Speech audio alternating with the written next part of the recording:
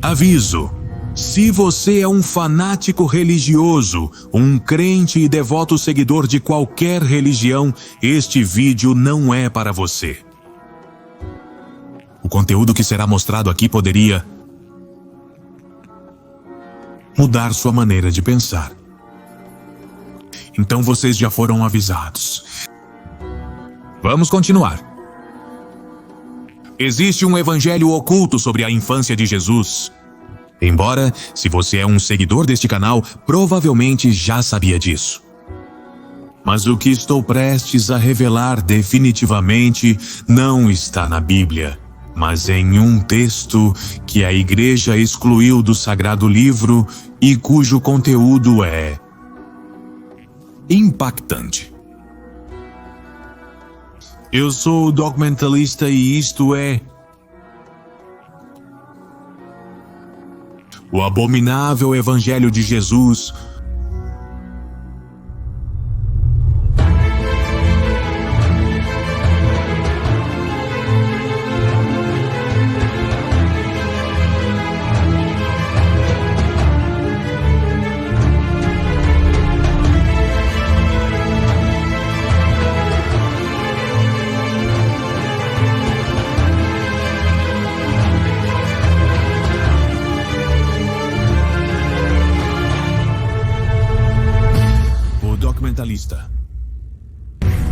Em 1945, um par de irmãos egípcios em Nag Hammadi, uma área do Baixo Nilo, descobriram um conjunto inicial de evangelhos gnósticos sobre Jesus. Os pesquisadores descobriram um conjunto de códices que compreendiam a maior coleção identificada de documentos cristãos extra-bíblicos. Ou seja, textos escritos por pessoas cristãs da antiguidade, que a igreja nunca havia descoberto e, portanto, nunca foram incluídos na Bíblia. Havia mais de 50 textos, a maioria dos quais eram evangelhos gnósticos, extraídos da Bíblia original, que permaneceram ocultos desde os primórdios da igreja. Muito antes dos conflitos religiosos entre católicos e protestantes, a igreja primitiva estava dividida sobre os princípios e crenças básicas do cristianismo. As facções com diferentes crenças brigavam e tinham diferenças sobre a natureza de Deus, sua relação com a humanidade e como as pessoas deveriam adorá-lo. De todas as ramificações, os gnósticos eram considerados um dos maiores perigos para o cristianismo ortodoxo. Muitos documentos gnósticos se perderam durante as lutas de poder entre as diferentes teologias. Desde então, a Bíblia mudou, incluindo a forma como Jesus é representado. Assim, as crenças gnósticas continuaram sendo um mistério. Mas a coleção em Nag Hammadi revelou novas informações sobre o cristianismo primitivo. Um dos textos mais impactantes é chamado O Evangelho da Infância de Tomás, que contém um registro sobre a infância de Jesus. Este evangelho retratava o jovem profeta como alguém desconhecido, inclusive para os cristãos mais devotos. O texto diz assim: Jesus pune as pessoas sem motivo e não mostra nenhum respeito pelos seus pais. Devo enfatizar que o Evangelho da Infância de Jesus não é uma parte da Bíblia moderna. Mas é um olhar fascinante sobre o que alguns dos primeiros cristãos sabiam sobre a infância de Jesus. Jesus amaldiçoou uma criança. Segundo o Evangelho, aos 5 anos, Jesus recolhe água de um riacho em pequenas lagoas e realiza um milagre. Ele molda pardais de barro que ganham vida e voam. No entanto, uma criança irrita Jesus usando um galho de salgueiro para quebrar as poças de água que Jesus havia criado. E disse a ele: Ó malvado, ímpio e insensato, que mal te fizeram as poças e as águas? Aqui está, agora também murcharás como uma árvore, e não darás folhas, nem raízes, nem frutos. Jesus amaldiçoou o menino, que posteriormente murchou até encontrar seu fim. Jesus mata uma criança e cega seus pais também. Depois de amaldiçoar uma criança para que murchasse, Jesus caminha pela vila, até onde uma criança o golpeia no ombro. O jovem Messias responde amaldiçoando a criança: "Você não terminará seu curso." E a criança caiu no chão, ficando sem vida. Os pais do falecido menino vão até o pai de Jesus, José, e reclamam que seu filho matou 2 crianças na aldeia em um único dia. Então José tenta disciplinar Jesus. José chamou o menino e o repreendeu, dizendo: "Por que você faz essas coisas? Eles nos odeiam e nos perseguem." Mas Jesus disse: "Sei que suas palavras não são suas, mas por você eu me calo. Mas eles carregarão com seu castigo." Então Jesus cegou os pais da criança. Depois da atuação de Jesus, José pegou Jesus pela orelha e a torceu dolorosamente. Mas sua tentativa de disciplina não consegue dissuadir o jovem Jesus. Basta procurar e não encontrar. E você realmente fez algo imprudente? Não sabe que sou seu? Não me incomode. Ao longo dos evangelhos da infância de Jesus, ele se opõe a vários mestres e figuras de autoridade. Ele continuamente contradiz e humilha seus mestres, fazendo com que José mais tarde dissesse: "Quem pode controlar este menino e ensiná-lo?" Não o considerem como um pequeno irmão da cruz. O evangelho da infância segue uma fórmula específica que os leitores da época podem ter considerado típica.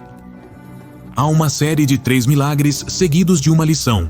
Os milagres geralmente são apresentados como estruturas alegóricas. Mas nas lições, o autor verbaliza seus pontos através da palavra de Jesus. O primeiro mestre é Zaqueu. José pede especificamente a Zaqueu que ensine a Jesus a aprender a amar os de sua idade, honrar a velhice e venerar os idosos. Zaqueu faz o melhor que pode, tentando ensinar a Jesus o alfabeto, começando com o alfa grego. Então ele faz um discurso questionando o conhecimento de seu mestre sobre o que se supõe que ele deve mostrar ao jovem, e diz: "Não, conhecendo o alfa, de acordo com sua natureza, como você pode ensinar a outro o beta hipócrita?" E o mestre Zaqueu respondeu a Jesus: "Pobre de mim, infeliz que sou, estou confuso. Envergonhei-me a mim mesmo ao desenhar este jovem menino. Leva-o, peço-te, irmão José. Não consigo suportar a severidade do seu olhar. Estou prestes a desmaiar e morrer pelo menino, porque não sou capaz de olhar para o seu rosto." Neste momento, Jesus desaparece por 3 dias e seus pais entram em pânico. À medida que Jesus cresce no evangelho de sua infância, ele não age tão frequentemente. Seus milagres posteriores envolvem a ressurreição de pessoas, incluindo uma criança doente e um construtor, mas ele continua sendo antagonista de seus pais. Quando Jesus tem 12 anos, seus pais o deixam em casa e vão para Jerusalém para a festa da Páscoa, como era o costume naquele momento. Ao voltar para casa, eles descobrem que Jesus desapareceu. Durante 3 dias eles o procuram e finalmente o veem dando uma palestra para um grupo de idosos no templo de Jerusalém. Quando sua mãe o confronta dizendo que estavam muito preocupados, Jesus responde: "Por que me procuravam? Não sabem que devo estar na casa de meu pai?" Jesus reverte todo o dano que fez para provar seu poder. Os 3 primeiros milagres de Jesus envolvem matar 2 crianças, cegar 2 adultos e humilhar um homem mais velho. José lamenta-se continuamente de que as ações de seu filho causaram que todo o povo os despreze. No entanto, após ridicularizar o mestre Zaqueu, Jesus abruptamente reverte todo o dano que causou. E enquanto o povo judeu estava aconselhando Zaqueu, o jovem menino riu muito e disse que deem frutos os estéreis e que vejam os cegos de coração. Vim do alto para amaldiçoá-los e chamá-los para as coisas de cima, como ordenou aquele que me enviou por vocês. E quando a criança parou de falar? Imediatamente, todos os que estavam sob sua maldição foram curados, e ninguém depois disso o provocou para que não fosse amaldiçoado e ficasse mutilado. O Evangelho mostra a divindade inata de Jesus, segundo Bert Ehrman, um erudito especializado no estudo do Novo Testamento. Os narradores desta época não compartilhavam histórias para mostrar um personagem enfrentando desafios e crescendo como pessoa, mas sim, as histórias se concentravam em personagens, cujas características eram persistentes ao longo do tempo. Se uma pessoa nascia com certas características, estas permaneciam como parte dela ao longo de sua vida. Para os primeiros cristãos, praticamente não havia diferença entre Jesus como bebê e como adulto. Portanto, o autor pode não ter tido a intenção de que essas histórias demonstrassem como Jesus já foi impetuoso, mas depois se tornou um líder sábio. Ao contrário, Jesus parece ser um homem ao qual foi dado entendimento divino desde o seu nascimento. A masculinidade romana de Jesus. Por que existe uma história contraditória de Jesus sendo uma criança desobediente e depois se tornando o Salvador do mundo? Talvez o autor do texto tenha se esforçado para modelar o que os romanos considerariam virtudes masculinas? A masculinidade romana girava em grande parte em torno do conceito da palavra virtus. A palavra virtus tinha muitos significados que mudaram ao longo da vida do Império. Na época em que o Evangelho foi escrito, virtus era cada vez mais especificamente aplicado às conquistas militares. A masculinidade romana significava a dominação dos inimigos e a capacidade de solicitar a obediência total das mulheres, crianças e estrangeiros. Alguns estudiosos pedem aos leitores contemporâneos que considerem o Evangelho da infância neste contexto. O conceito de virtus pode influenciar na desobediência e falta de respeito de Jesus para com seu pai. Para se tornar o homem definitivo da sociedade romana, um pequeno homem que não está sob a autoridade de ninguém. Jesus não pode obedecer a seu pai nem a seus mestres, porque sabe que está acima de todos os outros homens. Alguns acreditam que foi uma obra de sátira. Embora o Evangelho seja um texto apócrifo, os estudiosos tentaram muitas abordagens para reconciliar o Jesus da Bíblia com o do Evangelho da infância. Essas abordagens posicionam o texto como influenciado pelo Antigo Testamento, de natureza greco-romana, ou simplesmente uma vertente particular do gnosticismo.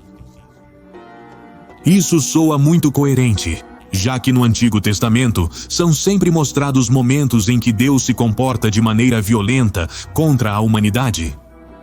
Da mesma forma, o autor desses textos pode ter sido influenciado pelo Antigo Testamento e sua maneira de contar as coisas. O teólogo James Waddell acredita que um não-cristão escreveu o Evangelho como um ataque satírico.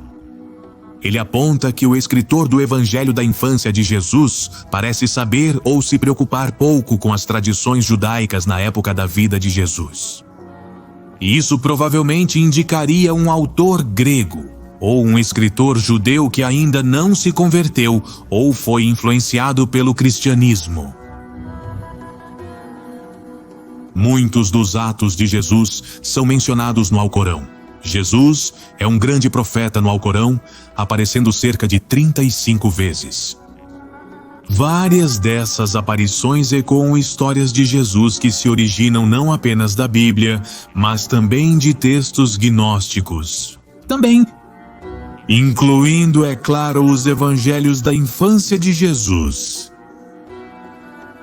A história de Jesus dando vida aos pássaros de barro, por exemplo, tem eco no Alcorão, no trecho que diz: Vim até você com um sinal do seu Senhor. Faço para você de argila a figura de um pássaro. Então respiro nela e ela se torna um pássaro com a permissão de Deus. Porque aparece uma estranha referência a Jesus no Alcorão, que corresponde a uma aparição do mesmo no Evangelho da infância. Será que a história é verdadeira? O Evangelho talvez tenha sido proibido. Os gnósticos frequentemente se referem a um grupo de místicos que acreditavam que a matéria física era má, e, portanto, o Espírito de Cristo não teria seu próprio físico. Na verdade, o movimento era uma grande e diversa coleção de pontos de vista filosóficos e cosmológicos, enquanto a rejeição à matéria era um princípio básico. Muitas outras crenças cismáticas levaram-nos a conflitos teológicos com o cristianismo ortodoxo. Os primeiros pais da Igreja se opuseram constantemente aos gnósticos e outros hereges, refutando-os em cartas e sermões. O poder e a influência dos gnósticos caiu abruptamente após a conversão de Constantino. Os bispos cristãos encontraram poder dentro do Império Romano e eles usaram esse poder para fazer o que queriam, como proibir certas seitas do cristianismo e os livros que sustentavam todas as suas crenças. Então, entre a literatura proibida, poderia estar o Evangelho da infância de Tomás.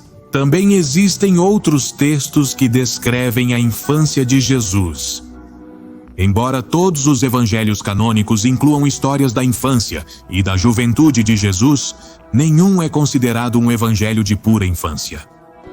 No entanto, nos textos gnósticos, Tomás não é o único escritor que dedica todo um evangelho exclusivamente à juventude de Jesus. Na biblioteca de Nag Hammadi está incluído o Evangelho da Infância de Tiago, que trata do mesmo período da vida de Jesus. Embora os evangelhos de Tomás e Tiago sejam os mais lidos, estão longe de serem os únicos evangelhos da infância. Fora da biblioteca de Nag Hammadi, existe o Evangelho da Infância Sírio, a história de José o Carpinteiro e a vida de João Batista.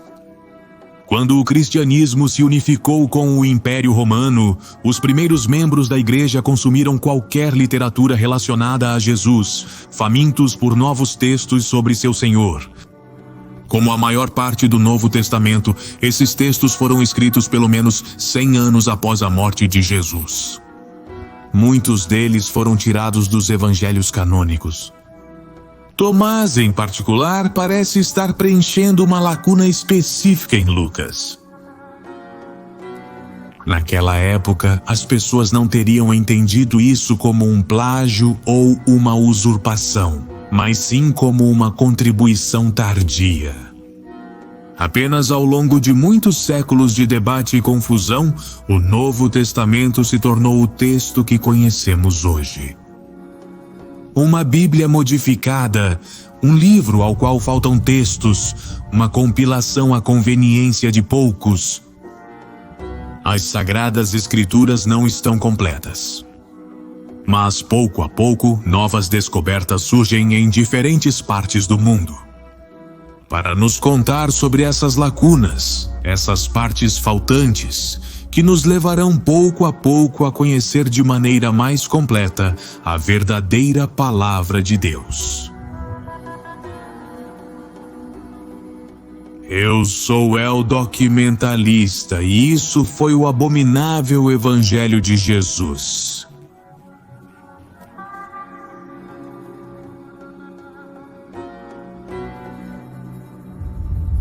Meu livro O Pademejum do Terror já está à venda na Amazon.com. Histórias verdadeiras de terror.